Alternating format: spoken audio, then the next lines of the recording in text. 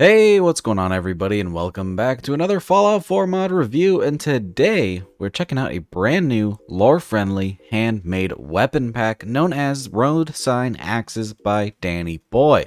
This is going to add 4 brand new melee weapons into the game: a standard one-handed road sign axe, a two-handed road sign axe, and a unique variant of each. And those unique variants are truly unique, which does make them very special and stand out as their own individual weapons. Now, the idea behind these axes is absolutely incredible. I myself have been wanting to make a makeshift melee pack for a long time, but I just have so many mods on my plate, and it looks like Danny Boy has beaten me to it. And this happens to be their first mod, and I gotta say it's a pretty nice one at that. These weapons are all added to the level list and have a chance to spawn anywhere you might find a vanilla tire iron or pull queue. So basically the Raider melee level list, though it does have a chance to spawn on some occasional settlers.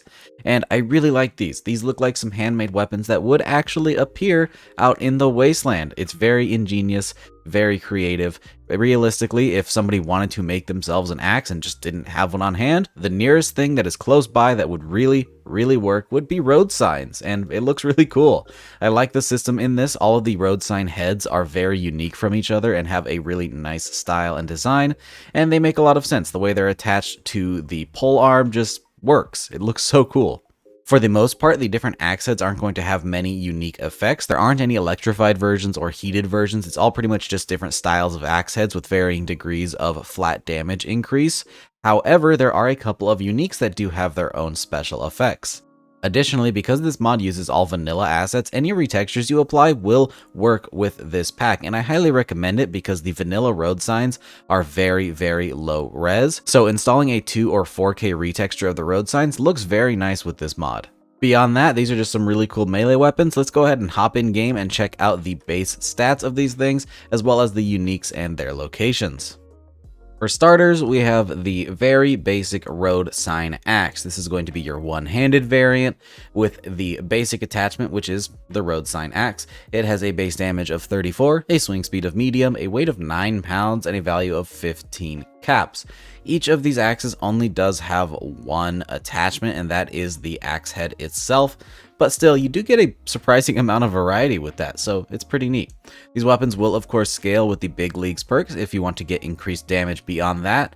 And besides that, this is a pretty simple axe and it looks really nice. Then, of course, we have the two-handed version known as the Road Sign Battle Axe, which is going to have the standard speed limit sign yet again. This one has a base damage of 47, a swing speed of slow, a weight increase of only 1 to get a total weight of 7 pounds, and a value of 10 caps.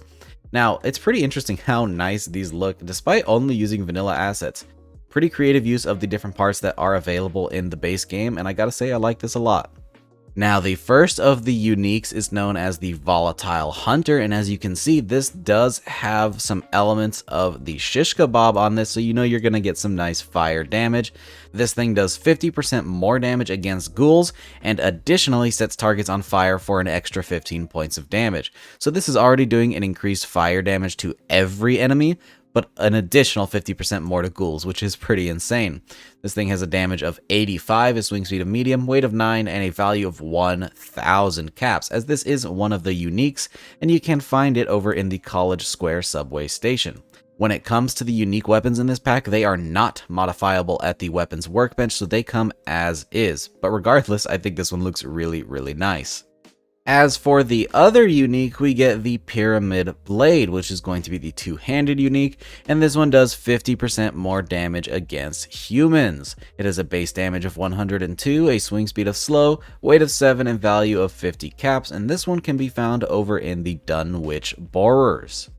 Now then, when it comes to attachments over at the weapons workbench, we do get a good bit of variety here. The attachments are the same for the most part when it comes to the one-handed and two-handed axes, but we'll go ahead and check them out as they do have some visual intrigue. For starters, we have the basic speed limit sign, and with each sign head there is also a double-sided version, so here we can see the double side, and this is just going to be cosmetic. It doesn't actually change any of the damage. It's purely based on how you want it to look. Personally, I like the double-sided more on the two-handed version of the axe. It looks a bit heavy in the one-handed version. On top of the standard speed limit, we also have a biohazard sign. This is one of the few that does have an extra effect. As you can see, it does have an entire gamma gun just hooked onto the top here, as well as a biohazard sign. And this will add some increased damage and a pretty sizable amount of radiation damage, which is really nice. And there is, of course, a double-sided variant of that as well. As you can see, it's pretty heavy with a small handle here, so this is definitely one I'd prefer on the two-handed variant.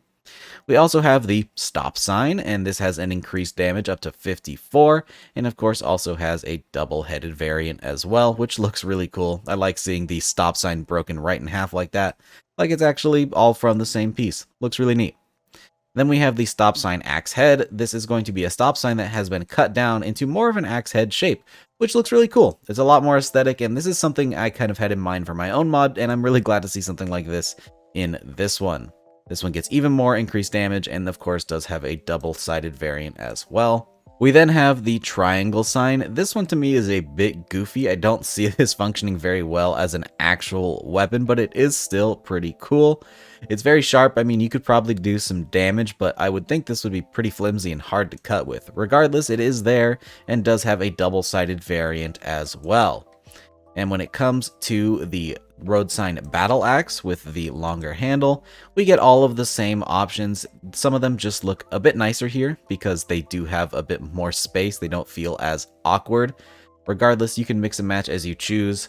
But definitely my favorite variation would be this battle axe here with a double-sided stop sign axe head. This just looks awesome. Really, really cool. Now then, of course, it is time for our damage tests. Now, typically, we start with a basic version of the weapon with no perks, and we work our way up to the higher damages to see how the weapon scales. But I've already taken the liberty of testing out the base version with no perks, and it took a while to kill that Deathclaw, and I don't want to make you guys wait that long. So instead, we're going to skip straight to the end game. I have a fully upgraded of both the one-handed and two-handed versions with maxed out Big Leagues perk. So you can see how this will look on a realistic character, what you're actually going to be using in-game. Additionally, I want to test out each of the uniques to see how they differ from their standard counterparts. With that, let's go ahead and try it out. So I have the most damage on a single axe head with the maxed out Big Leagues perk. Let's see how we do against this Deathclaw here.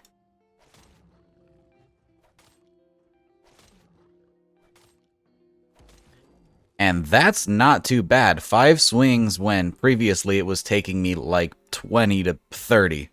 That's pretty good, and this is the one-handed version. Let's see how we do with two-handed. This should be a bit more damage. My guess is 4 swings.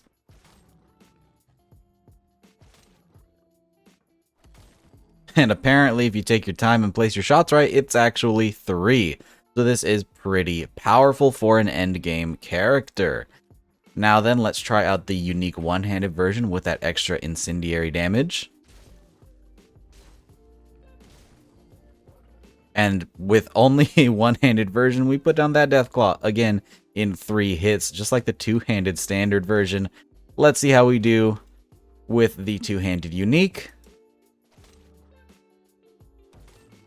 And as to be expected, it does even more and puts down that Deathclaw in only 2 hits. Keep in mind I was aiming for their weak point, and that's going to be pretty hard to hit in melee combat with an actual Deathclaw moving around and jiggling, but still, pretty powerful stuff. Again, this is the endgame character with maxed out Big Leagues and the best attachments and the unique versions of the weapon, but still, this thing is actually pretty viable for a melee weapon, which is nice. Pretty cool for you melee users out there.